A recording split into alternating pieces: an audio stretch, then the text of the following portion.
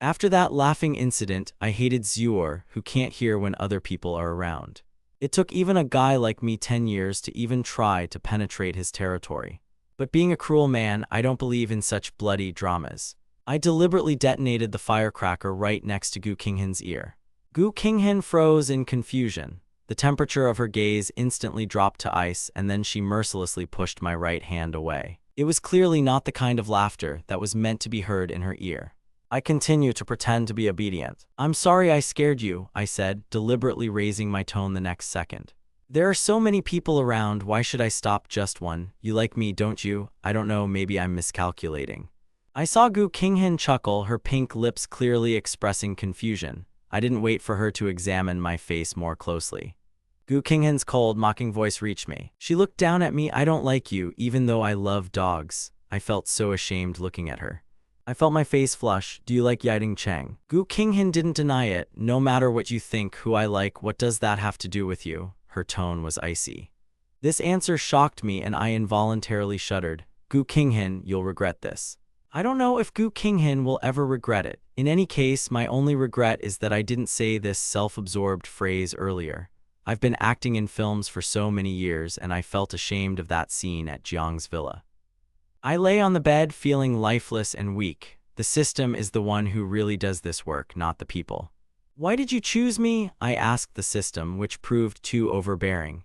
This time I kept silent about what I didn't know. The author's resentment after death was so great that the plot was distorted, and it had to be reworked to be repeated again. They had to choose someone to replace him, and you look very much like the original author, so the choice fell on you. It turns out that it is not surprising that I am only a temporary source and not the one who possesses the true soul of this world. The next morning, I was awakened by a system signal. "Hurry up, there's a major plot twist coming up today. Stay on track." I drove out to the school gates with a loud roar of the engine, attracting hundreds of envious and hateful glances. I braked sharply, almost hitting a guy who was crossing the road. "Hey, student, where's your uniform?" A boy stood before me, half a head shorter than me, wearing the committee emblem around his neck. His voice sounded like a bright sun. I looked at him, narrowing my eyes, but didn't show any emotion. The system raged, "Follow the plot, tempt, mock the hero." I instantly got into character. Standing up to my full height, I grabbed his hand. "Are you blind? Can't you see where you're going?"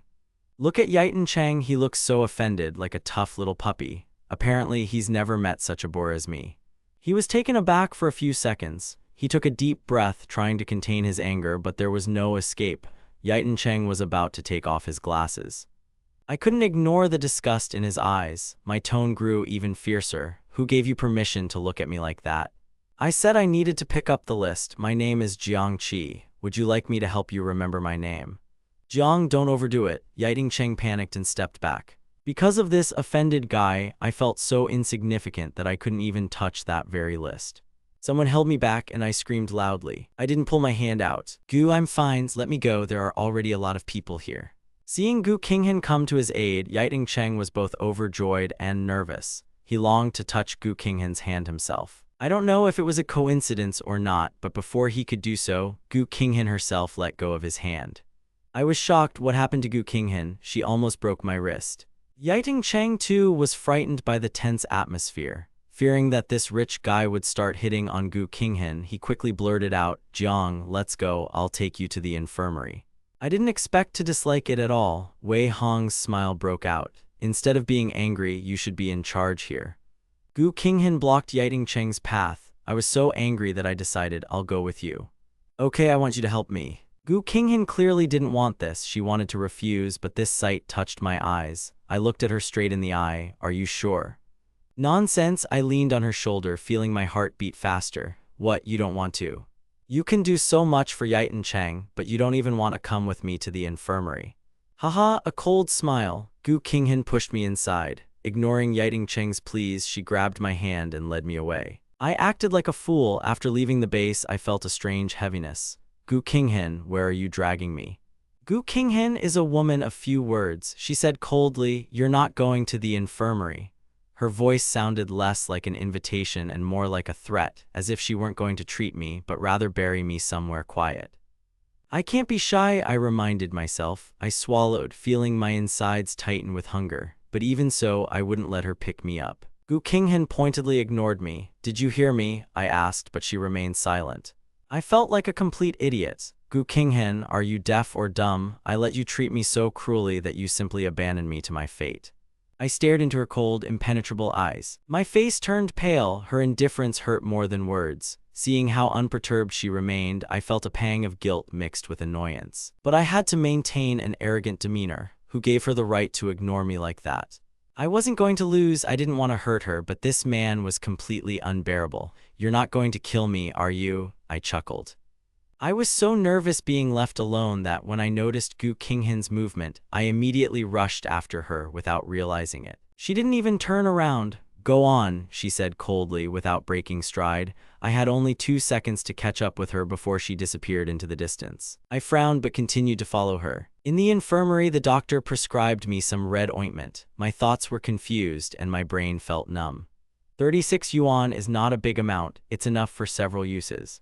The doctor, noticing our argument, decided to have a chat, which really irritated me. You can't argue so hard with a guy, how can you be so harsh? He snapped at her.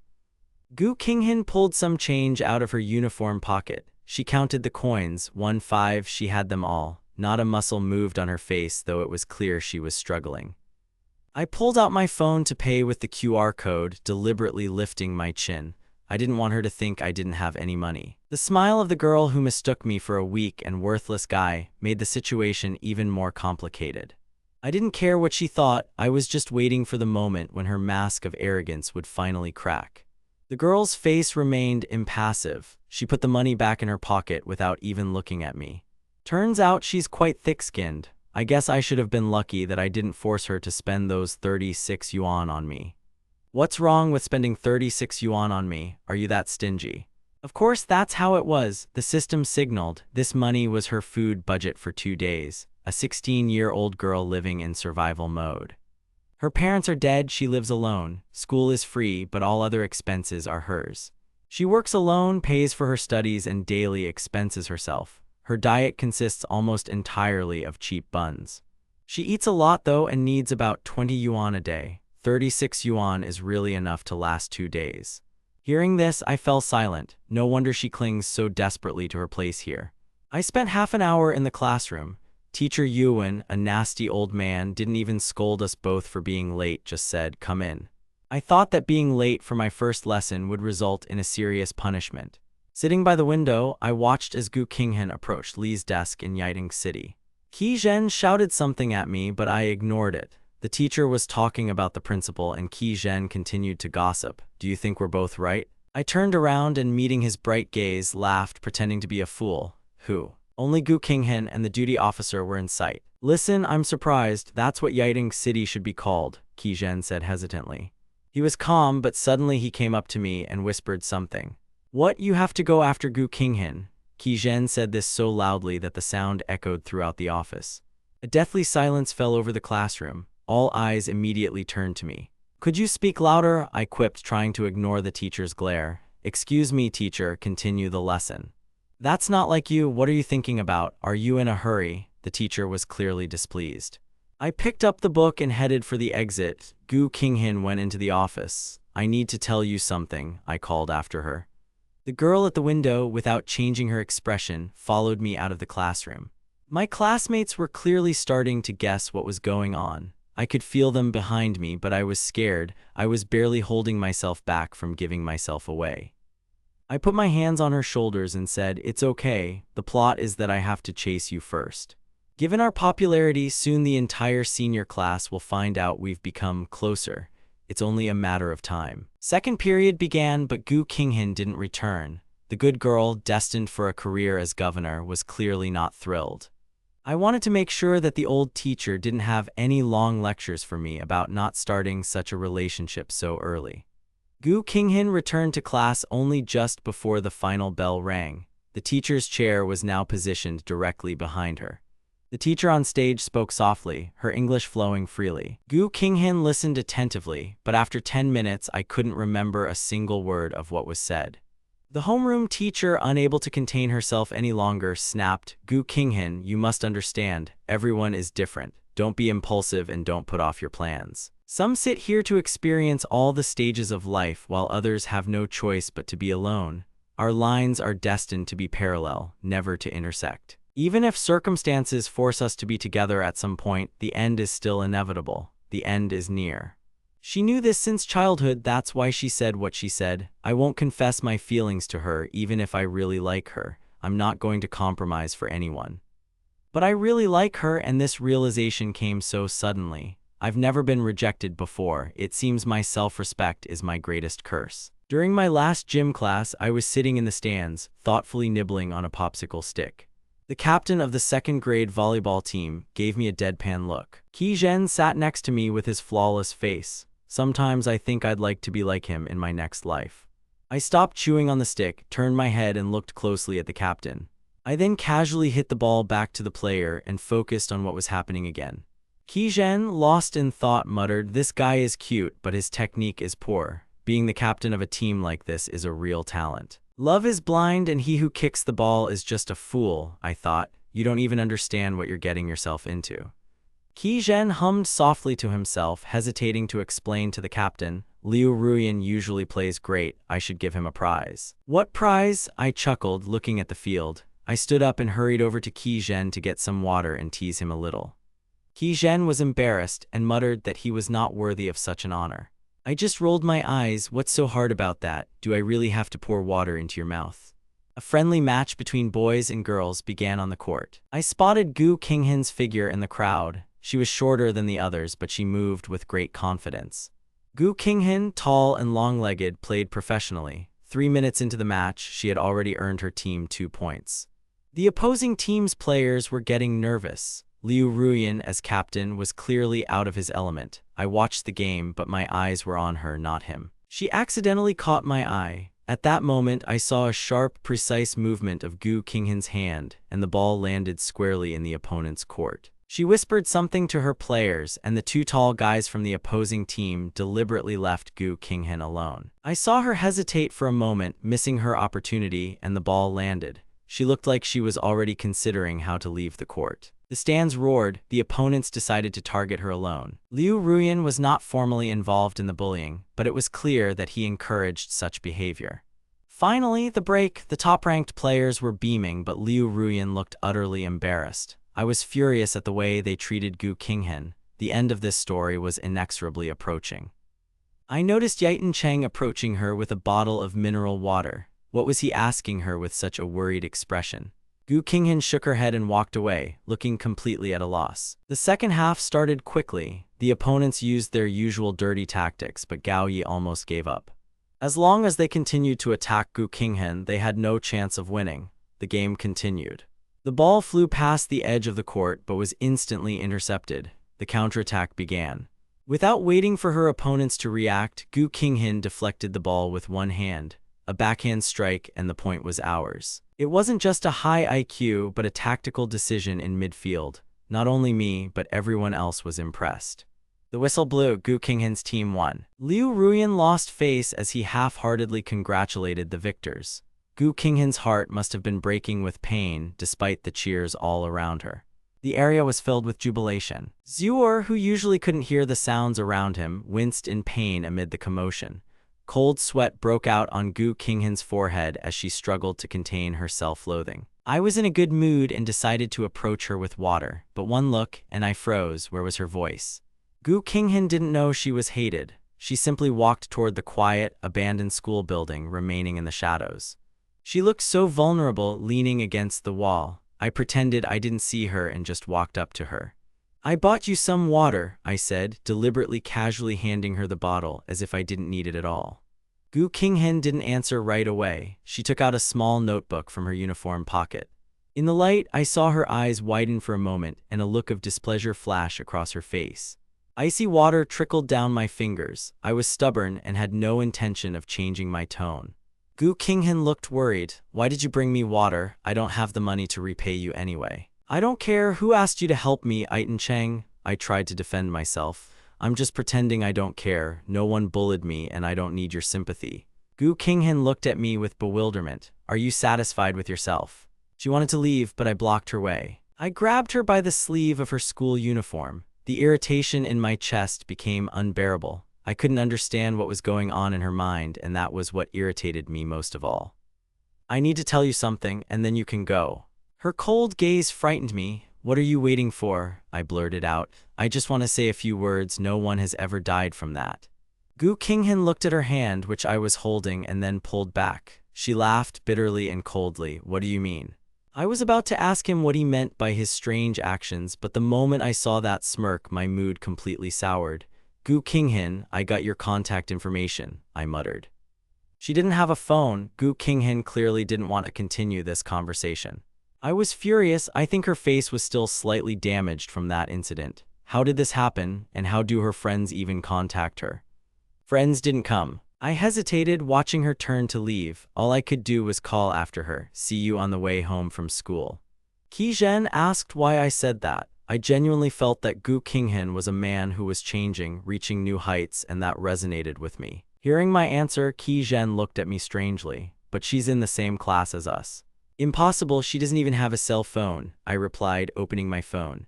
The group manager changed the settings. I saw Gu Qinghan's account at first glance. I was so angry that my pretty face twisted in frustration. Qi Zhen had no idea I was ready to kill her out of frustration. I have to go, I saw my car, see you tomorrow. Leave me alone, I lay on my bed, cursing the system for this quest. I found Gu Qinghan in a classmate chat and sent her a friend request. She accepted, and I felt like I'd finally gotten on the right boat. I was so annoyed that I couldn't send any more requests. I can't believe the weekend is almost here. I followed the address provided by the system and found Gu Qinghan at a milk tea shop. She still looked unapproachable and cold. The girl named Zhao Na, who was sitting opposite her, had an impatient expression on her face. She was clearly trying to interrogate Gu Qinghan about something. Gu Qinghan lectured her, aren't they friends? The system returned the answer, they were cousins. What a twist, didn't the book say she had a terrible relationship with her aunt and her daughter? I decided not to interfere directly. I went into the store and ordered a light fruit tea. Walking up to Zhao Na from behind, I patted her on the shoulder. Sorry, I'll sit here. Zhao Na, who clearly hadn't expected this, frowned and was about to express indignation. But when she saw my face, she stopped short. Anger gave way to embarrassment. Okay. I ordered tea and placed my check next to Zhao Na's. Go wait for your order, I'll pick it up when I'm done. I kept my eyes fixed on Gu Qinghan's pale face. Zhao Na apparently realized this handsome man wasn't here for her, but she couldn't resist glancing at her cousin before walking back to the counter. I pulled my chair closer to sit next to Gu Qinghan. She was clutching a black pen, which I unceremoniously pulled out. Gu Qinghan's fingers trembled slightly, but she didn't resist and allowed me to take the pen. I smiled and leaned towards her. She sighed heavily and stood up. The loud sound of a chair being pushed back sounded like a gunshot. She walked out of the cafe. I followed her. We turned the corner where she stopped. She looked down at me, her voice cold. I don't like you. I frowned but didn't back down. What a big deal. I don't care who you like, Gu Qinghan, I like you, you should be with me. I nodded, pleased with myself. Acting like a spoiled rich heir was my trump card, though I wasn't playing it very subtly. My looks, my family's wealth, all of this was created to make others beg me, but I didn't need it. Gu Qinghan suddenly grabbed my wrist tightly and pinned me against the wall. Go and find someone who will beg you, not me. Who do you even think of yourself? I don't care how much power we have. I was furious at her cold gaze. Zhao Na, meanwhile, had taken the tea. When she returned, she looked back, but we were already gone.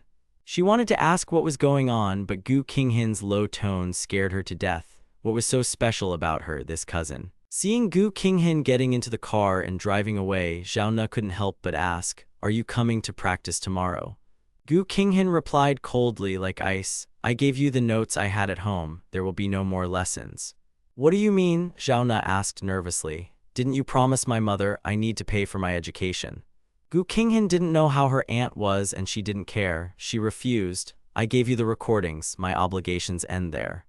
Zhao Na flushed this pathetic pile of papers. Are you comparing this to the kindness we shared when we were children? No wonder Mom always said you were as cold as ice. Gu Qinghan was about to leave. She turned around and her gaze was so calm that it was the most frightening thing of all. She stopped and asked casually, have your parents reimbursed you for the cost of those flowers yet? Zhao Na froze. The same guy who had just served her milk tea appeared before her again, impatiently tugging at her sleeve. It turned out that he was the one hanging around all the time. Zhao Na was at a loss. Go away. She asked her to leave again. Zhao Na's heart was seething with rage. What do you think about this? She turned to me. You're her cousin, you should know what's on her mind. Zhao Na hesitated for a moment, but in the end she just shook her head. I decided to probe further. Do you know what kind of guys she likes? Maybe she told me about someone. Zhao Na shook her head again in embarrassment, indicating that she didn't know anything. Wait, this is terribly boring, I thought. I didn't even hear Yitan Cheng's name, which was disappointing, but at least I found out where she lived. The address came straight from Zhao Na, Gu Qinghan's residence. I've come up with a new plan. I added her on Messenger. The message was sent, but Gu Qinghan clearly hated me. There was no response, as if I was writing into the abyss. At least the threat stopped. I used the address I got from Zhao Na and started sending packages to her home. Tens of thousands of pieces of jewelry, over 10,000 pairs of shoes and outfits. I bought everything I thought would suit Gu Qinghan and sent it straight to her doorstep. The perfect way to show your attention to a girl, even if she doesn't appreciate it. It's simple and sweet. Under this pressure of attention, she moved into the school dormitory 3 days ago, and all my gifts were returned, never to be opened. I saw piles of packages she hadn't even touched. They weren't dusty at all, looking as if they'd never been sent. My heart sank for a moment, but I quickly pulled myself together. The system grumbled, "Aren't you going to go to literature class? What kind of nonsense are you talking about?" I was a master at courting people. Every few days, I would spread stories throughout the school about how young Master Jiang Qi was trying to win over the unapproachable Gu Qinghan. Standing nearby, Yitan Cheng clenched his fists. His pen, which shouldn't have been on the textbook, dug into the paper, tearing a hole through it. Gu Qinghan, sitting next to him, remained unperturbed. For her, nothing had changed. The next lesson began. Yitan Cheng couldn't hold back any longer. I heard that Jiang Qi is stalking you. Gu Qinghan's voice was tinged with jealousy, but the coldness remained. She seemed oblivious to it. Yitan Cheng felt uneasy. He wanted to ask her if she liked a guy like me, but he couldn't find an excuse and was completely at a loss. But when he remembered her moving into the dorm, his face lit up. Want to go out to dinner together? No need, Gu Qinghan snapped, not even looking at him. She politely but coldly declined his request to dine with her. Yitan Cheng forced a smile. Okay, see you next time. Gu Qinghan's eyes flashed. The words of refusal caught in her throat, and she swallowed. Okay, next time we'll be more careful. It's not the coldness that angers me, but the importunity. Yitan Cheng was extremely dissatisfied. A voice echoed in his head. What's the point? Gu Qinghan isn't with me. It's all because of that bastard. Cheer up. In a couple of days, someone will appear who will give the protagonist a run for his money, the system urged. I looked at the protagonist's face. If I were a woman, I would have felt sorry for this relationship. The system was so cynical that nothing surprised me anymore. The system heard my self-irony. Don't be shy, just follow the plot. Yitan Cheng's eyes turned red. I was furious. Yitan Cheng, seriously, do you think you have the right to compete with me? I was proud of my image, noble, beautiful, but at the same time capable of pure evil. Are you stupid, Gu Qinghan? Didn't I ask you what you promised him? Why didn't you go on a date with me when I asked you out, but you act differently with him? The question sounded so sharp that the friends around us froze, looking at us. Gu Qinghan's irritation grew. She said icily, enough, Jiang Qi. I was late and didn't have time to stop them. I was stunned by her reaction. Yitan Cheng clenched his fists. His eyes sparkled. Gu looked at me. Jiang, I may not be as good as you in family matters, but in terms of character and education, you're no match for me. Yitan Cheng boldly blurted out, what kind of relationship I have with Gu Qinghan is none of your business. You wouldn't understand. I remembered the buzz around me, the noise of arguments. I flushed with anger, but I didn't want to lose my temper. Gu Qinghan seemed a little irritated. She slowly raised her eyes, paused, and then replied, neither coldly nor frivolously. I felt so ashamed that I just ran away. I walked into a street stall selling spicy soup and sat down on a small bench. The owner was just adding more spices.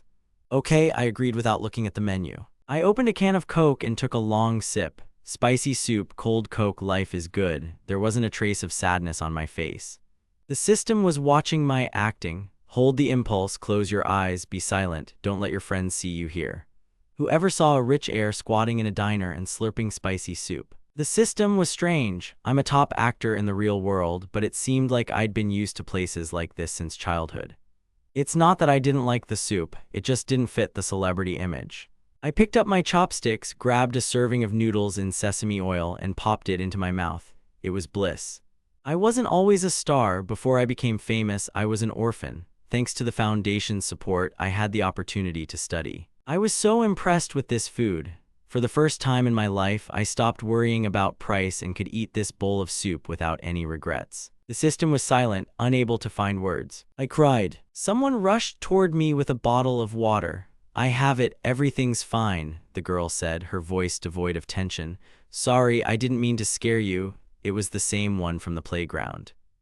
She fell in love with Liu Ruyan. She apologized, explaining that she'd seen me slurping my soup too earnestly and had simply decided to sit next to me. She hadn't expected my reaction to be so intense.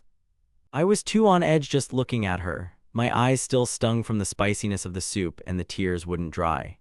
Liu Ruyan looked at me with her peach-colored eyes, which sparkled in the reflection of the water. Her gaze was so intense, it was as if she were floating in midair. Don't look at me like that, I snapped. What? This is ruining my precious lunchtime. I couldn't hide my displeasure. Who are you anyway? Do I know you? Liu Ruyan only now remembered she hadn't introduced herself. I'm a senior. We had gym class together last time. She was gentle and pure at heart, even though you don't know me. But I know you. Hello, my name is Liu Ruyan. What does this have to do with me? If I felt ungrateful, I certainly wasn't going to shake her hand. Liu Ruyan jerked her hand away awkwardly, trying to find a topic of conversation. Zio Chi should be in class right now. Why are you outside? She hesitated. Can I call you that? No, I snapped. Liu Ruyan wasn't angry. On the contrary, she was shocked by how decisively I'd refused her. She asked again why I was skipping class. I'm tired. You're not in class either. I left. Liu Ruyan was right. In fact, she saw me sitting there looking out the window.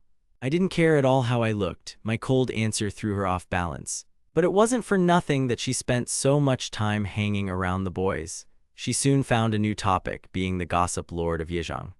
I had no intention of talking to her. She was vitally interested in it. You know what? Yesterday, a friend said he saw Gu Qinghan on the slope where couples relax. I froze with chopsticks in my hands. Yes, it was her. Liu Ruyan paused, building intrigue. They say there was a guy sitting next to her. Quite a good-looking one, probably her boyfriend. Who can judge whether he's handsome or not? Liu Ruyan's words were clearly a provocation, designed to anger me and make me disillusioned with Gu Qinghan. But Gu Qinghan was indeed there with someone. She wasn't lying. My expression instantly changed. Is this the guy, Yitan Cheng? I asked hastily, throwing caution to the wind. Liu Ruyan had never heard that name, but seeing my anger, she realized something personal was involved. I think so. According to my friend, that's exactly it. I was beside myself with anger. When Liu Ruyan came to her senses, there was no one on the opposite side of the bench. She rushed after me. Right at the door, the manager stopped her. Hey, you haven't paid. What money? Liu Ruyan was stunned. The manager was impatient. For dinner, only 43 yuan. Liu Ruyan blushed, awkwardly taking out her phone to scan the code. No one was interested in her right now.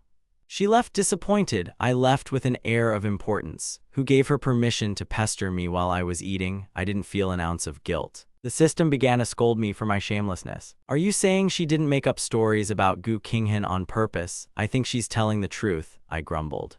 The system destroyed my fantasies. She wasn't lying. My eyes widened, my face contorted in disbelief. The system added that the couple had a fight last night. Yitan Cheng. No, this is not Yitan Cheng. Was there really someone else there? My cold stare into the void was just a pretense.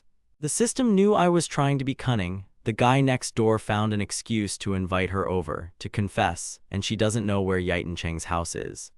In this world, love affairs are just temporary episodes. I took out my phone and frantically dialed Gu Qinghan's number. The system sent me a notification that I had done so. Someone went to report my exploits to Gu Qinghan specifically. I needed to make a move that would be in keeping with my bad guy image. I called. The seconds dragged on. No one answered. It was almost midnight. Gu Qinghan was deliberately ignoring me. The system taught me that a student shouldn't take a phone to school, but I was speechless with indignation. I raged and continued calling. After the fifth ring, the connection was finally established. I immediately blurted out, Gu Qinghan, where were you last night? Does this have anything to do with you? Her voice sounded cold, as if she had poured a bucket of ice water on me. I didn't back down. Gu Qinghan, you have terrible taste. Can't you see the difference between someone like Yiting Cheng and a rich young master like me? I like people like you, don't miss your chance. Gu Qinghan heard everything. She knew I'd misunderstood, but she found it so pointless to explain that she didn't even bother. I took her silence as a sign that she would not let go of Yiting Cheng. The phone suddenly went dead. The last phrase that had so infuriated me continued to echo in my ears. Gu Qinghan's face was gloomy and inscrutable, as if she were hiding a secret. She silently walked down the dull, empty street. I finished eating and dusted my hands. The system was silent. Why did I even drag myself to the main character's house? I thought. She turned around and asked, "What are you doing here?" Of course, I'm playing my role as the villain. Apparently, my system really is slowing down a bit. I explained this with an air of importance. Now I treat Gu Qinghan as if she rightfully belongs to me. Yiting Cheng was clearly trying to snatch her away from under my nose. Of course, as a man, I had to intervene. Although there was nothing like this in the original plot, and Liu Ruyan shouldn't have come to me with such words. Oh well, I'll have to work my way through the story gradually. My system is so powerful that the final stage can be reached within the next year. The alarm didn't sound, so everything is fine. The main thing is not to destroy this world completely, lest it turn into a vicious circle. If you think carefully, you can find compromises. Incidentally, it's worth planning plot twists in advance. I met my second girlfriend just in time. There she was. There was a beeping sound from the system and a cat barking somewhere in the corner. I stopped. A beautiful calico cat lay on the wooden steps. Meow meow. A girl of about 20 came out of the store. She looked angry and shouted something hoarsely, pointing at the kitten. What's his name? If it's Spring, fine, but you. I couldn't help but grin. There it was, the second heroine's bitter strength. What does this mean? The system seems to be against me. Their family's bankruptcy is not my fault. Who forced them to go against the system? Although Li Xiao's family was going through hard times, their pursuer was very dangerous. Li Xiao, the shop owner's sister, was actually the daughter of a wealthy family hiding there undercover. She fell in love with the kind and handsome owner of the shop, but he already had a lover, so she had to secretly leave the factory and go into the shadows to protect his love. Trying to please her master, she returned to her family and plotted to destroy the Jiang family, the very family I come from. She saved the woman I loved in the script. I sighed, admiring this great and selfless love. "Boss, I want to ask someone," I shouted quite loudly. Li Xiao was incredibly beautiful. She hugged the cat and turned her head in my direction. She paused for a moment, then returned to her task. "I don't know much about them. Ask someone else." Asking others would drag out the plot, but I didn't care. "The city of Ethan, have you heard of it?" "My home is here," she replied, without much sympathy for Yiting Cheng. "Just treat me like an acquaintance." I learned that girls from Yiting City often socialize with each other. This girl, Yiting Cheng's classmate, was named Gu Qinghan. Li Xiao froze. "Are you her classmate?" "Yes, tell me where she lives." I clearly didn't look like a nice guy. Li Xiao's face turned pale. "Sorry, I can't tell you." I was about 17 years old and my irritation was growing. Since she remained silent, I simply turned around and went to the next store. The salesman saw me and smiled. "Heh, kid, are you lost? Let me show you the way." Li Xiao was still standing on the steps, watching us go. I patted the salesman on the shoulder before leaving. Of course, someone will always be there to help. I walked along a narrow path where no one was. Finally, I stopped at a house with a red door. Flowers bloomed on both sides of the threshold. It was clear the owner loved life. This was not at all what I expected.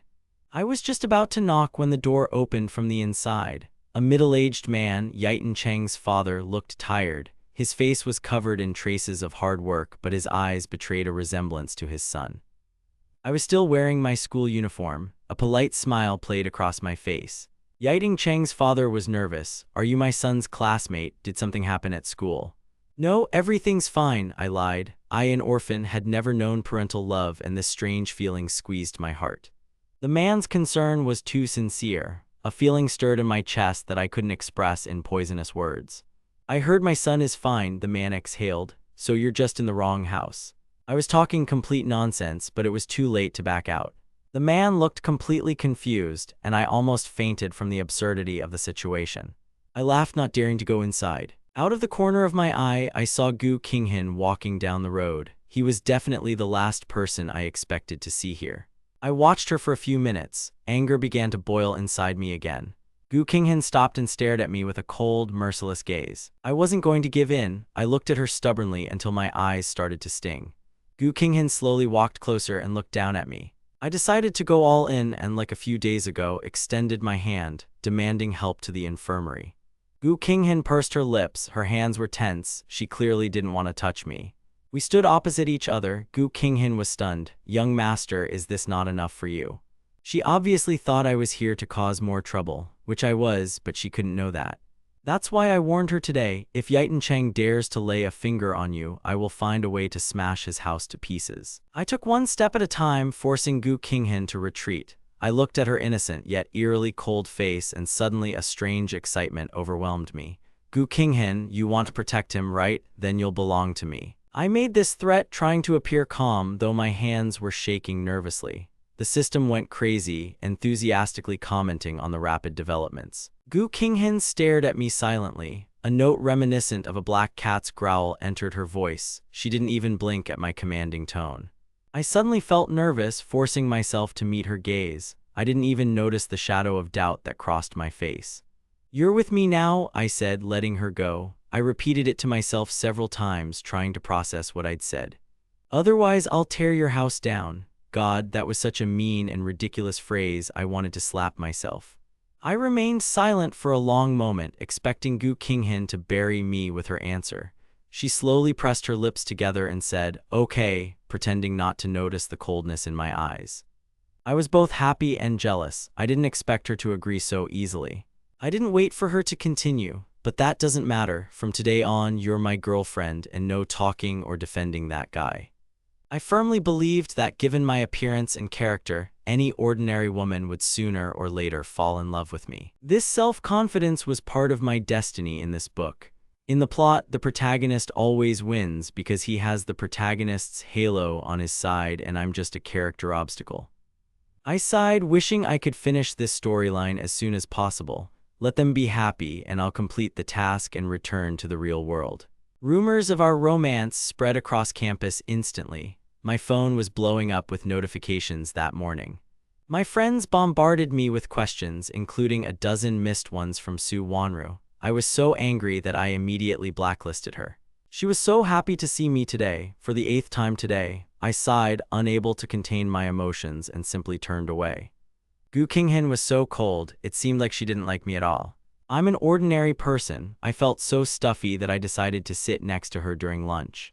I was nervous, not knowing what to say. "There's a new restaurant on Jingjiang Street. It should be really good." Gu Qinghan continued nodding, without even raising her head from her plate. Why? I stood there feeling so vulnerable, waiting for some kind of answer. Finally, she looked at me with a hint of sympathy. "I eat in the cafeteria," she smiled. "If you want to join me, I'm fine with that." The food in the canteen was so-so, but it was cheap and you could eat your fill. Rich kids ordered delivery or went further off campus. I'm afraid I didn't even know what that cafeteria looked like until that day. Gu Qinghan did this on purpose to teach me a lesson. When I went with her, all the students' eyes were on me. Cheng, standing nearby, saw me and his expression darkened. He'd learned from my father that I was planning to come to his house. Why should I go to his house? He wondered. Why did Gu Qinghan suddenly appear next to me? Cheng was smart and began to guess the reason. His gaze was too obvious. I couldn't ignore it. I was hungry, but one look at him was enough to ruin my appetite. Cheng's face paled at my answer. Gu Qinghan doesn't love you at all, he blurted out, mustering up his courage. Maybe so, but now she's my girlfriend. We knew this deep down, even though we didn't say it out loud. Cheng gritted his teeth, disgust evident in his eyes. Are you using me to threaten her? Even that shows she won't tell you anything, I retorted. I felt like a boy whose heart was beating too fast. I pointed at Cheng, but I couldn't speak for the overwhelming emotion. Hit me, go ahead, show everyone. The system was literally burning with anticipation of conflict. I was so ashamed that I almost ran away to Qizhen, but then I raised my head, deciding to finish what I started. No, Qizhen grabbed my hand, trying to stop me. I pushed him away. Don't stop me, I shouted, pretending the situation was getting out of control. Okay, I won't. Let's eat first. His voice grew quieter. I was pulled aside. Cheng was still reeling from the shock of watching me nearly get hit. After moving a little further away, Qizhen finally let me go. You're acting like a worried old man. "Young master, did a few words really upset you?" I was so ashamed that I kept silent, looking down. Hey. Gu Qinghan caught a strange scent of perfume. She quickened her pace, finishing her meal as she went. I watched this scene from afar. I found her after the meeting. I had just finished eating and sat down opposite her. The plate crashed onto the table. I screamed loudly. The guy sitting next to me was shocked. "Who is this?" Panic flashed across his face. I didn't leave. I laughed and laughed, remaining the third wheel, until the poor guy ran off with his plate. I turned away and complained about the greasy noodles. "Gu Qinghan, can people really eat this? Why don't you go on a proper date with me?" There was no answer. Gu Qinghan suddenly stood up and left, enveloped in cold. I didn't stop her. I didn't care about the food, I just wanted to go get it, but I didn't notice how I hit my foot on the table leg with all my strength. A sharp pain in my stomach contorted my face. The top of my ankle immediately turned red and began to itch. Gu Qinghan's gaze slid from my swollen ankle to my pained expression. Noticing his interest, I involuntarily flinched. First, I rubbed the bruised spot, which now resembled a small red seed. I rubbed it so hard that the skin burned even more intensely. In my eyes, he seemed somehow distant. Under his gaze, Gu Qinghan simply turned and walked away. I was upset that he'd left me with an injured leg, but somewhere deep down, I felt sorry for him, too. All day long, this aching, reddened ankle was a constant reminder of itself. After the last lesson, my classmates began to leave. Gu Qinghan helped the teacher with paperwork, then returned to the classroom to find me still there. The window was open and the fan was lazily swirling air. I was lying on my desk, my hair blown across my face by a gust of wind.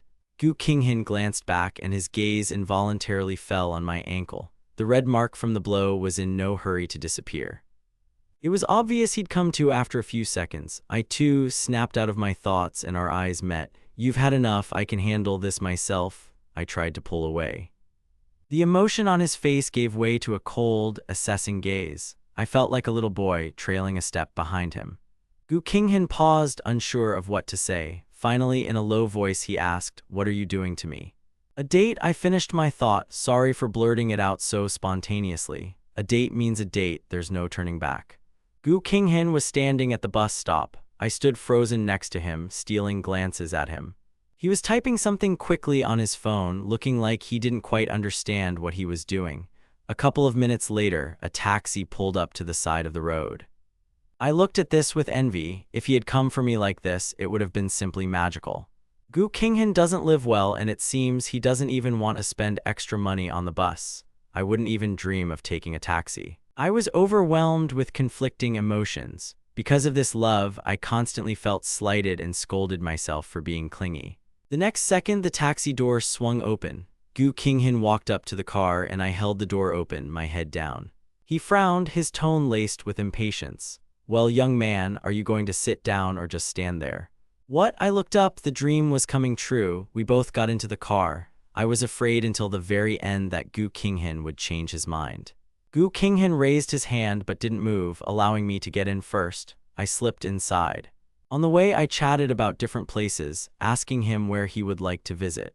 Gu Qinghan simply closed his eyes. Without a word, he stepped out of the car when we arrived. Only then did I understand why he was so calm. The taxi took us to a familiar place. I once marked it on a map myself. "What did you bring me here on a date?"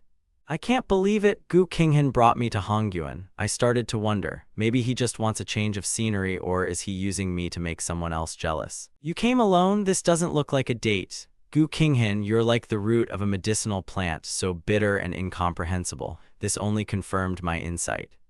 Okay, call me shameless. I have a pretty face, so why don't we hang out here?" I instinctively touched Gu Qinghan's lips. Yu Qing had already left, and there were no traces of that recent quarrel left. I don't know if Gu Qinghan noticed my gaze. He pressed his thumb to his lips. "I'm not rational enough to figure everything out. Why didn't you tell me about your plans in advance?" It was helpful to say, "Gu Qinghan, you've hurt my feelings." The meaning was clear. I wouldn't have followed you if I'd known what it would lead to. I was truly in a great mood. Gu Qinghan was driving me crazy. Gu Qinghan warned in advance, "I'll follow you," and then went to change his clothes. The hotel manager saw me on the sofa and was taken aback. "Mr. Jiang, how did you end up here? Do you need help registering your room?" He thought I was looking for Su Wanru. I glanced around the hall, smiled, and shook my head. "I'm not in the mood, and I don't need this." What's wrong with this manager? I wanted to ask him about it again. My eyes suddenly lit up. Gu Qinghan was smiling too. I followed my gaze. Wasn't that Gu Qinghan, cold and unapproachable? He'd changed into black and retreated slightly into the shadows. The manager's eyes widened. He looked from me to Gu Qinghan, clearly not understanding what was going on. Gu Qinghan's actions were deliberately slow, as if he were trying to ignore what was happening. The managers disappeared somewhere. Do you think we're like cat and dog? Don't forget how badly he got into trouble a few days ago. The manager gritted his teeth. He'd worked at the bar for years and seen many broken hearts, but he didn't expect Gu Qinghan to be so callous. I haven't forgotten how suddenly Gu Qinghan remained silent, without showing an ounce of emotion. The manager didn't want to pry into something that wasn't his business, so I threw him a few words and he left. Gu Qinghan worked for 2 hours while I ate 3 plates of fruit and ordered 2 takeout meals, which were delivered directly to the hotel. I chewed on the crab noodles, ate a couple of servings, and insistently demanded that Gu Qinghan eat too. Gu Qinghan ignored me. I threatened to complain, and when he refused for the 3rd time, I allowed the manager to open the door to his room. A knock sounded and Gu Qinghan's expression darkened. He picked up the cold crab noodles with his chopsticks and ate them without a trace of emotion, as if he were simply throwing food down his throat. I was racking my brain. Everything else went smoothly. Blueberry porridge with chicken. I asked him what he'd had before. I took a short nap, and when I woke up, Gu Qinghan was gone. I wanted to ask someone else where he had gone. At that moment, I saw Gu Qinghan enter the room. He was wearing a work uniform and holding a bag. I felt a treacherous sting in my eyes. Gu Qinghan quickly hid the plastic bag behind his back. Why didn't you call me back after work? I didn't see what he was hiding there, and I couldn't help but let it all out. Gu Qinghan's tone remained calm and dry. Forget about it. Forget? Why don't you forget yourself? I'm here, a living person. Does my presence really weigh on you so much? I endured it all day, but finally I snapped. I turned and walked away, not caring at all whether Gu Qinghan followed. On the street, I came across a dry tree, from which I slid awkwardly. I felt bitter that I had said such stupid words in a fit of emotion. I kicked the fallen leaves with my white sneakers, the very ones Gu Qinghan had washed. I returned home with a frown on my face. While I was still grumbling to myself about Gu Qinghan's behavior and complaining about the situation, I suddenly noticed that the system had malfunctioned. After some thought, I realized that it seemed like the system had been acting up ever since we established our strange relationship. Very suspicious. I dropped my backpack on the floor, put my hand inside, and felt something strange. A plastic bag. What is it? I pulled it out. Inside was Yunnan Bayao ointment. I held the first aid kit in my hands, feeling the ache in my bruised leg, and I distinctly remembered that I hadn't bought it. Who could have done this? Gu Qinghan must have secretly put it in my bag when I wasn't looking. The medicine was effective. After a few days, all the redness on the ankle disappeared without a trace. I don't know what came over me, but I didn't even ask Gu Qinghan about it. The medicine bottle seemed to appear out of nowhere. My relationship with Gu Qinghan remained frosty. Unless I spoke to him first, he remained silent. It seemed he didn't care whether I learned the truth about the cure. After a light rain, the evening turned chilly. A guy in a windbreaker and sweater walked into the internet cafe. The system was silent for a long time. I almost forgot it existed. I listened calmly to the physics lecture, no problems. And suddenly the system's voice rang out in my head. A new story is about to begin. Be prepared. I just stood up. Are you alive? I asked myself. The system responded dryly, as befits an artificial intelligence. I won't die. I'm just going through a process of renewal and restoration. So you've been recovering this whole time? I asked. The storyline is evolving. The system won't break me. In 3 days, a new twist will begin. I'm ready to end this conversation. Just give me the script already. As for Gu Qinghan's role, it involves Wu and me. After this, he'll truly hate me. It all starts with that very plot twist, my birthday party at the library. I sat opposite Gu Qinghan, watching him. Gu Qinghan, what kind of cake do you like? Gu Qinghan remained silent. I pulled out a new test sheet and continued pretending to be busy studying. Fruit, chocolate, yogurt. I twirled his black pencil in my hands. He didn't answer. Tell me something. Gu Qinghan finally looked up at me. He placed his finger to his lips, calling for silence, and I silently tapped the sign on the table. I waited a few seconds and then couldn't take it anymore. Don't buy me a gift. I'm sure I won't like what you choose. By the way, my birthday is the day after tomorrow. Gu Qinghan was surprised to hear this. Understanding flashed in his eyes. Ah, so that's it. I got angry again. Leave Gu Qinghan alone, I kept telling myself, not realizing what I was doing. The next day, I overheard my classmates discussing what to get me. Someone asked me point blank what I liked. I glanced at them and replied, I like a lot of things. It's the attention that matters, not the money, just come. That's not nice to say, I thought, but they weren't worried, having decided to arrange a surprise for the young master. The class became noisy, and someone even started arguing. Yiting Cheng looked at me, covering his face with his hands. The jealousy in his heart hadn't subsided. He turned to the boy next to him. Gu Qinghan, are you going to Jiang Qi's birthday party? Gu Qinghan remained unperturbed. I'm not sure. Yiting Cheng looked upset, but Gu Qinghan merely added, I'll drop by if I have time. Yiting Cheng didn't get the answer he was hoping for and looked lost. 3 days passed. My birthday was celebrated at Jiangnan Anbao. The place was spacious, and I invited many of my classmates. There were friends, acquaintances, and their acquaintances. A lot of people gathered. Kejin handed over a gift worth a fortune. Brother Qi, happy birthday, limited edition, just the way you like it. I accepted the gift with a smile, trying not to show that I didn't care. Thank you, Kejin, but why spend so much? Happy birthday. Kejin was confused by my cold expression. I remained silent, but my gaze was constantly fixed on the front door. Kejin remained in the room, and I realized the bitter truth. Gu Qinghan hadn't come. My insides twisted, and I was disappointed. I've known Gu Qinghan for a long time, but it's like we're from different planets. He's a heartless man, and I just crave his attention. It's the guy's birthday, and he didn't even show up. What's going on? I thought, unable to hide my hurt. My mind was shattered. Gu Qinghan was gone. Who was waiting for him anyway? Was it love or just an obsession? One of the guests asked me to cut the cake. I turned toward the exit one last time, but still didn't see the familiar figure.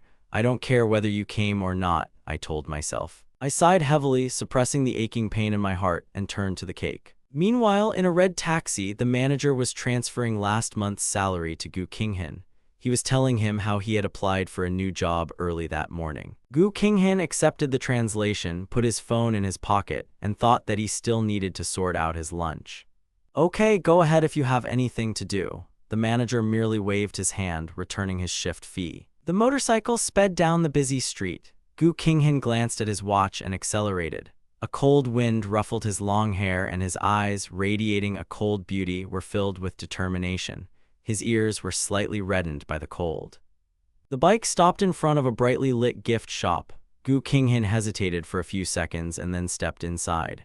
What are you looking for, handsome? The 20-year-old salesman asked, looking at Gu Qinghan, whose reflection in the window seemed almost ethereal. Gu Qinghan's gaze slid across the shelves until it landed on one particular item. Jiangqi, I'm not sure what you like exactly, but I think this watch will suit you. Happy birthday. Liu Ruyan handed me the gift. Today he looked especially smart. He even braided his hair and seemed much more mature. I didn't invite him, but I couldn't be rude to a man who came with a gift. By the way, I once cheated this guy out of 43 yuan. I couldn't help but chuckle quietly. Thanks, you big bastard.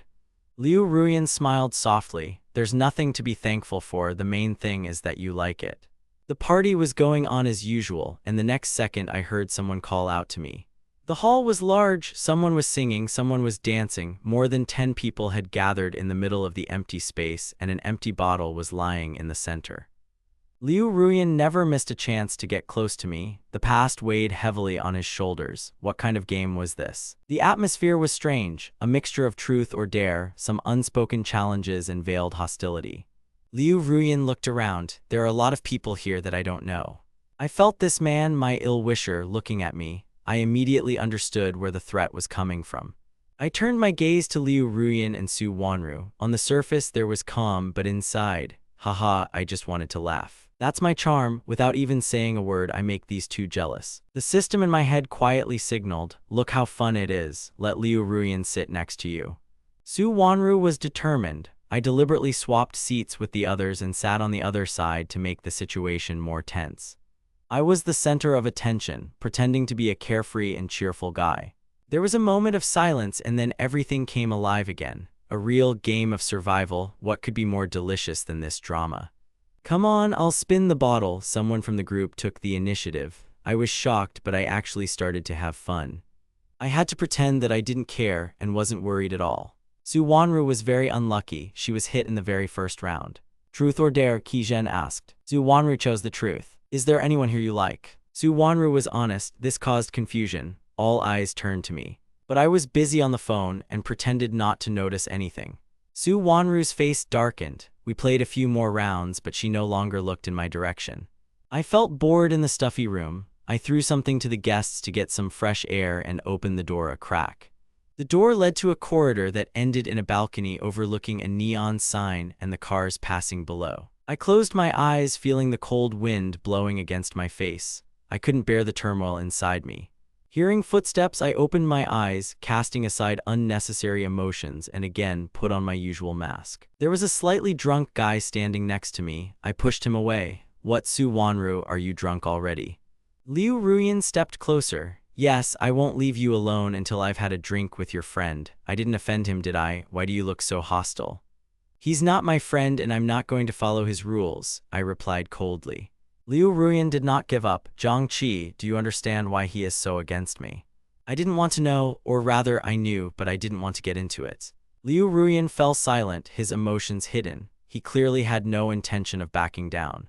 His eyes didn't reflect despair, but rather excitement and a desire to win. Zhang Qi, I like you, maybe you'll give me a chance. I didn't feel any respect for this sudden confession. I just looked at him and replied, I have a girlfriend. Gu Qinghan and Liu Ruyan froze in shock. I thought you were just playing, someone whispered. I said it deliberately. A system clicked in my head and something flashed suspiciously in the corner of my eye. I was so nervous I could barely stand. Liu Ruyan waited for an answer. My patience snapped. What do you want from me? I didn't care what his expression was. I turned around and walked back into the hall, sat down on the couch, and started eating cake, completely ignoring the game. Liu Ruyan, proud and upset, didn't return. Su Wanru suddenly stood up to question me, but I only grew angry and left. By 9 o'clock in the evening, the guests began to leave. Only Qi Zhen and I remained. Brother, maybe I should stay overnight. Qi Zhen grew up with me since childhood. His parents were always away at work, so he was often around. I was so busy before my birthday that I couldn't even go home, only sending gifts. This year, everything went wrong. I tried calling my girlfriend, but she didn't want to stay with me that day. I saw concern and pity in Qi Zhen's eyes, and I found myself laughing. No need, I told him. Your uncle has already called you several times. It's better for you to go home. Qi Zhen is so childish. Even as an adult, he still can't stand talking on the phone with his parents and asks me to call them back for him. The night was as dark as water, and the road glowed yellow under the streetlights. The shadows of the branches stretched across the ground, and something moved slowly in the darkness. There wasn't a shred of emotion in my eyes. A beautiful gift box was hanging from the handlebars of my bike. After looking at it for a few seconds, I stopped at the trash can and simply threw it away. Let's just throw this out, I thought. Why do I need things that only get in the way? At least there is a chance to fix everything. I've been feeling bored lately. The system stopped showing signs of life and then disappeared altogether. Gu Qinghan used to be cold, but after my birthday party, his attitude towards me became a little more open. In cold weather, people gravitate toward each other. In class, the boys bought scarves to secretly give to their significant others. Qi Zhen is no exception. His girlfriend, whom he met 2 days ago, is studying at an art school. What's the point? I never thought of expensive purchases as luxury or anything special. Qi Zhen glanced at the teacher, continuing to mutter something quietly. Do you understand anything? He whispered to me. What a sensitive and considerate guy I am, aren't I? I dreamed of a thin scarf. I think it would be quite stain-resistant. Classmates were discussing the holiday. Tomorrow is Christmas. What are you going to give Gu Qinghan? There were many trials. Gu Qinghan is simple, reserved, a real man. He's not one to put on a show. By the window, Gu Qinghan listened to the lesson seriously, his face expressionless. I looked away. Deep down, it was hard for me to admit my feelings to myself. Okay, we'll discuss this later. During my student years, holidays like Christmas were popular, even despite teachers' prohibitions. The students' enthusiasm was unquenchable. From early morning, everyone began exchanging gifts. Friends received apples and oranges in beautiful boxes. And those who were closer were given chocolate. This was already considered a sign of attention. Gu Qinghan's desk was piled high with gifts. He wasn't a child, but he even received love letters. He acted so intelligent and reserved that no one would have guessed he had a boyfriend.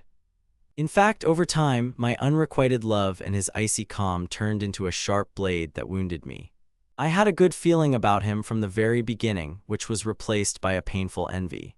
And what about the rich young master? I was still attached to someone who didn't love me. Having lost my pride and face, I continued to follow him. A friend of mine, a guest, was secretly texting a girl, grinning from ear to ear. He bragged about planning a surprise for her for the night. "Hey, look at the flower she gave me," his face flushed with embarrassment. I didn't know what to answer. I just looked at him with sadness in my eyes. The guest tried to console me. "It's okay. It's only been half a day. She's probably planning a surprise for you too." Before the last lesson, the teacher made an announcement, and Gu Qinghan didn't even ask me to pass on the word to him. Gu Qinghan was about to take the gift bag to the school office. I sat down in his seat waiting for him to return. Out of curiosity, I glanced at his book. Gu Qinghan kept everything very neat, his notes simple and concise, befitting his character. I just wanted to leaf through the book, but a note fell out of it. "Today at 7:30 p.m. in Times Square, waiting for you." I froze and then silently put the note back. Gu Qinghan returned to get his things. As usual, we dispersed across campus without saying a word to each other.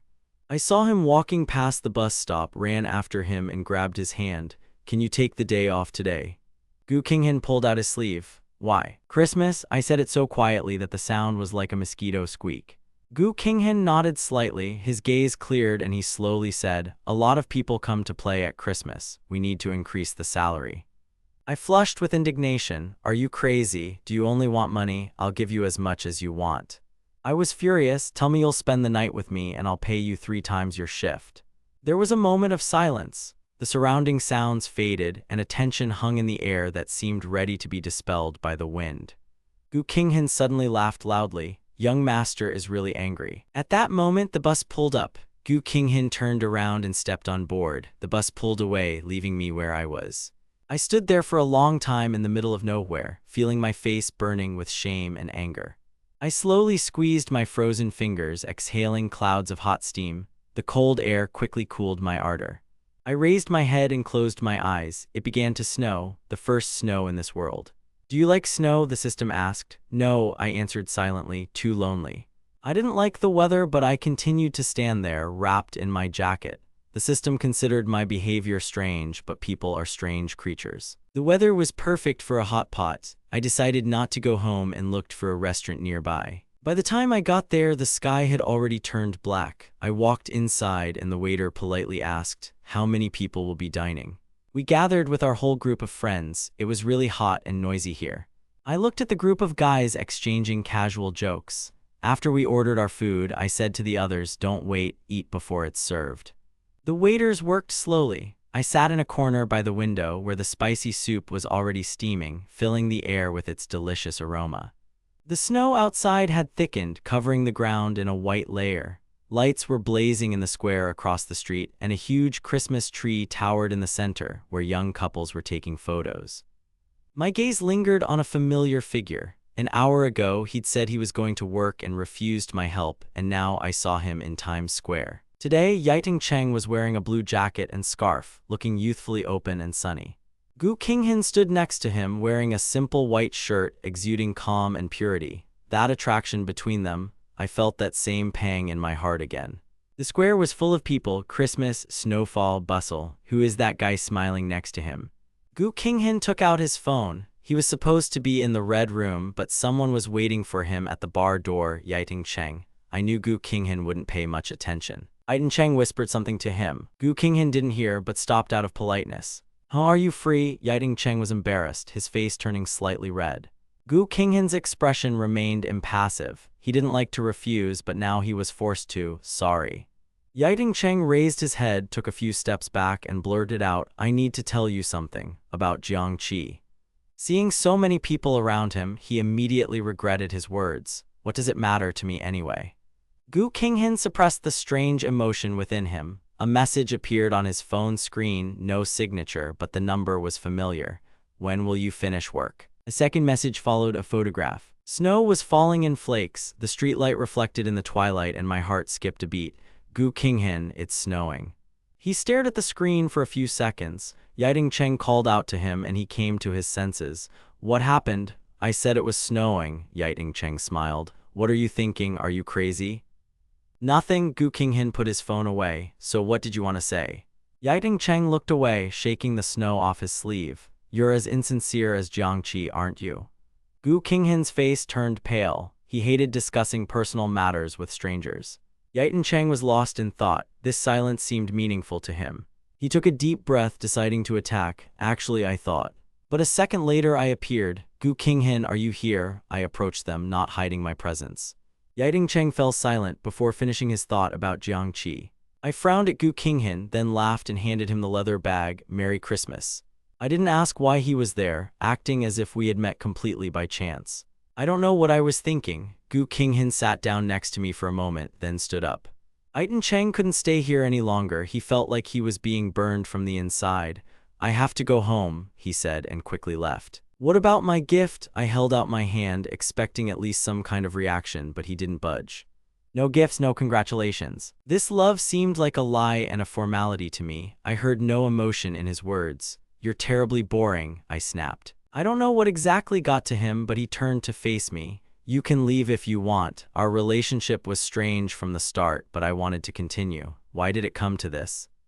Of course, this was my personal experience of the Cold War. For Gu Qinghan, nothing had changed. He didn't care whether he offended me or not. It's a shame good and evil were incompatible in our characters. This time, I couldn't admit defeat and stayed away from him throughout the winter break.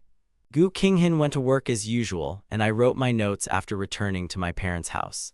Since the book was in a rush to force feelings on us, I had to follow the plot. The rest of the time, I simply resigned myself to it. I had a busy life. I bullied the main character, spent money, had fun, and ate to my heart's content. A rich and vibrant school life. The third year of high school is a tense period of preparation. The school has introduced enhanced monitoring and hired a full-time psychologist. It was a young and beautiful girl, Yiting Cheng's sister, Li Xiu. She spoke softly and had plenty of admirers. She made no secret of her special relationship with Yiting Cheng. Soon, everyone discovered their close relationship, which only increased Yiting Cheng's popularity. Even those who had previously feared him began to talk to him. At some point, the thought of it made me feel completely cold. To drown out my sadness, I took my friends to a bar. Although I felt nothing, I tried to observe the rules of decency, but still followed my impulses. We opened several cases of expensive alcohol and played for high stakes. I didn't even think about exams. The evening went on, we sang, we had fun, I even recorded a video for him. I took a few photos of myself, the bar's decor, and the girls dancing in the hall. Then I posted it all on social media. After 3 glasses of wine, the world around me became dark and blurry. I glanced at my watch, stepped into the elevator, and went down. I pretended I didn't see Gu Qinghan in front of the stage, walked out, and then immediately re-entered. I repeated this several times to get his attention. Gu Qinghan finally opened his mouth and reluctantly walked towards the bar. I'm speechless. As I walked past him, I pretended to be extremely surprised. Why are you still working here? Gu Qinghan was adamant. This was the last time I offered to pay for his tuition. I said I wanted to support him, but he coldly refused and even tried to lecture me. Perhaps that was the first normal conversation we ever had. I have plenty of money, I said. You just need to be my girlfriend. I mean my boyfriend. I can support you. My face flushed. Gu Qinghan looked at me. How much did you drink? I didn't react, even though I'd barely drunk anything. I simply nodded and fell into thought. Gu Jiu's face grew slightly cold and the very photos I'd just sent flashed through his mind. I left him, deciding to sit and wait. My father considered me problematic and had no intention of interfering with my divine love. I licked my lips, feeling incredibly tired. I didn't want to go back to the room where the music was blaring, so I settled down on the couch, completely oblivious to everything else in the frenzy of the game. When the company in the room noticed that there was one person less, I had already left with Gu Qinghan. I ignored the messages from the guest room, outraged by my wayward behavior. No one believed my sincerity, but I looked on calmly. I suddenly realized, what did Gu Qinghan mean to me? It turned out that he meant that I would finally go home with him. My eyes were filled with confusion, mixed with joy at having achieved my goal for so long. I quietly took Gu Qinghan's hand. He hesitated a little but didn't pull away. Let me hold it, I said. A minute later, Gu Qinghan grumbled, "Don't pinch me, I was busy," but I continued to squeeze his palm. That night, lying in bed, I spoke to the system, which had come back to life after 2 years. "Do you think Gu Qinghan is even slightly indifferent to me?" The system replied dryly, "Don't think too much." "Oh, I was just asking." I knew that the time before the Jiang family went bankrupt was the time before the entrance exams. "I've calculated only 6 months left. Time flies. I remember the first time I came here. Soon it will be the same time of year." I had no idea how Gu Qinghan and Yiting Cheng's studies were progressing. I hadn't seen them anywhere, no matter how much I gossiped. The system stubbornly ignored questions about school holidays starting October 1st. Libraries and reading rooms were opened for high school students, where many spent their time studying. I was watching a movie at home and fell asleep. I woke up and it was already noon. I quickly got myself together and decided to go have dinner. I was already getting tired of all the food near the villa. The driver took me to the city center. I got out of the car and headed to the shopping center, going straight up to the 3rd floor. Suddenly, I heard a noise. "My skirt, it's worth thousands of dollars. Tell me, how are you going to pay?" The woman's voice sounded arrogant. The voice sounded familiar and I stopped. Looking closer, I saw Yiting Cheng. "What's going on?" Yiting Cheng was dressed in a waiter's uniform, his face filled with confusion and alarm. Apparently, he'd been working part-time during the holidays and had stumbled across this scoundrel. A crowd gathered around. The middle-aged woman continued to press, "You're young, so I won't ask for much. 20,000 yuan will be enough." Yiting Cheng's face turned purple with fear and shame. I decided to intervene. "Auntie, what's going on here?" I asked, coming closer. The woman was taken aback. "What do you mean, what's going on?" He tore my thing. I answered her without even trying to smile. I was frightened by my own dislike for this woman. "Sister, should we call the police or look at the security footage? If it's torn, prove it. If you're extorting money, that's illegal." I closed my eyes, keeping my composure. "You want 20,000? Fine, give me the check for this skirt. I'll pay for it if you prove the guilt." Of course, she didn't have any receipts. The item was clearly a fake, bought at the market. I looked like a wealthy guy in expensive clothes, and my tone silenced her. She realized the plan had failed. She muttered something angrily and hurried away before I could call security. The people around me began to disperse. I turned to Yiting Cheng, who was still in shock. "You don't need to thank me," I said without turning around. "I just can't stand rude people like her. And you're stupid too, by the way. You need to learn to avoid situations like this. Don't spend your days thinking about trivial things." I turned and left, feeling incredibly satisfied. Why do such strange coincidences happen to me? First this woman, then Yiting Cheng. Yiting Cheng looked at my back, clenching his fists, his face distorted. I didn't expect to be suspected of being a master of intrigue. If I had known, I would have called it a mistake. I am going down the wicked path and will soon forget about this little episode. For the past 2 days, I've been busy preparing for Gu Qinghan's birthday, although he probably didn't care. But I didn't care. I was constantly afraid that I would lose. Who made me fall in love with that face? Last year, I gave him a limited edition bracelet, and Gu Qinghan didn't even respond. This year, I'll change tactics. No money, only sincerity. That's my main weapon. I finished making the handmade gift. The sun was just setting outside the window. I carefully wrapped the gift and told the driver to get ready. It was time to go. The coffee shop was busier than usual. Gu Qinghan had just finished his dinner when the phone rang. It was a short message from me, asking him where he was now. Gu Qinghan looked at the screen and answered briefly, "At home."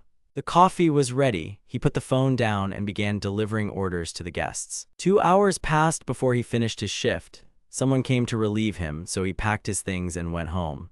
The manager of the Red House paid him off, apologizing for the dismissal, and wished him luck in preparing for the entrance exams. Gu Qinghan was sincerely grateful to the manager. After thanking him, he mounted his bicycle and rode toward the old alley.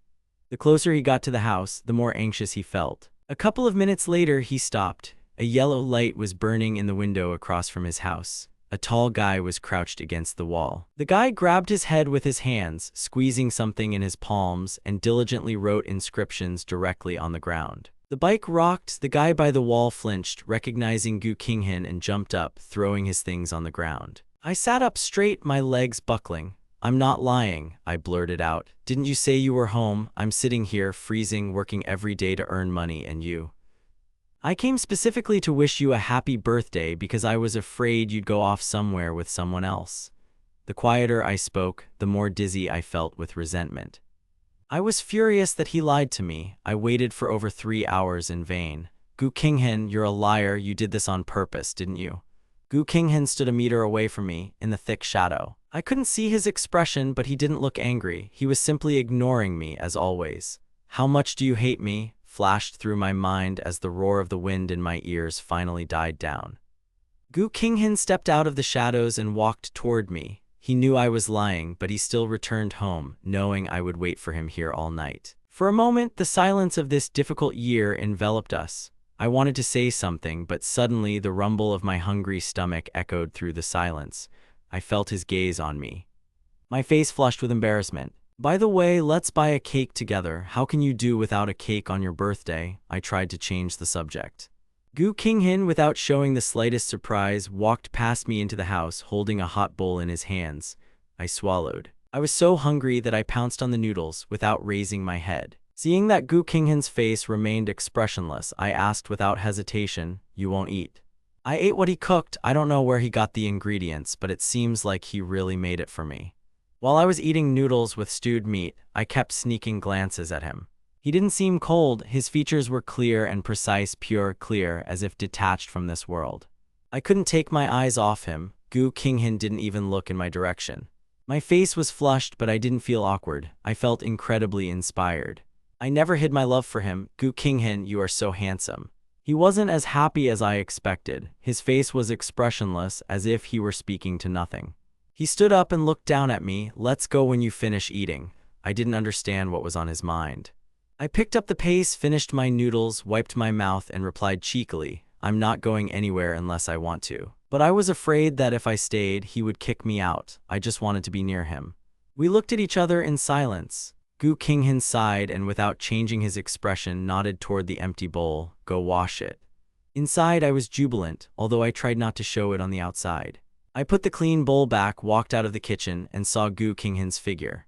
A faint light was filtering through a crack in the next door. I opened it and walked in. Gu Qinghan was sitting at his desk finishing his test. I approached him cautiously. Hey, you want to work this hard even on your birthday? Let's go somewhere to celebrate. Gu Qinghan looked at me and then bent over his notebook again. I reached out and touched his leg. I'm talking to you. Gu Qinghan looked a little stupid in his concentration. No, how can this be? I came to congratulate you. Gu Qinghan stopped. I picked up the book he was reading and put it away. I was so nervous I couldn't look him in the eye. There was no bakery nearby, so I decided to order a cake for delivery. I took out my phone and sent a message to have it delivered. Gu Qinghan gently grabbed my hand and put the phone on the table. I'll pay for the running costs myself. He suddenly smiled, realizing I had money. He put the test aside. You won't write anymore, will you? I asked. Gu Qinghan took a few steps, noticing that I was hesitating in place. He stopped and added, let's go buy some cake. I realized what was happening and smiled like a fool. After all, we still hadn't bought the cake. I held the bread Gu Qinghan had bought at the supermarket. I was disappointed. If I had known in advance, I would have definitely found something better. Gu Qinghan's soft voice rang out, that's good too. I had a lousy expression on my face. How can you blow out the candles and make a wish when we have a piece of bread instead of cake? It's his birthday. I cared. Gu Qinghan found a lighter in the drawer. Under my confused gaze, he struck it and a flame flared. The room was dark, only a faint sliver of moonlight filtering through the window, scattering across the floor. I was so tense that I involuntarily leaned forward, watching his actions. Gu Qinghan's quiet voice rang out in the darkness, Jiangqi, make a wish. Candle, what candle? His dry, warm hands touched mine. I grabbed the lighter and held it to the light source. The tiny flame illuminated the tiny space around us. The lighter's light illuminated half of Gu Qinghan's face. His long eyelashes trembled slightly. We were so close that we could feel each other's breath, and I could clearly hear his heart beating. I saw my reflection in his eyes. At that moment, it seemed to me that something important was about to happen. As Gu Qinghan leaned forward, a slight draft blew out our tiny light.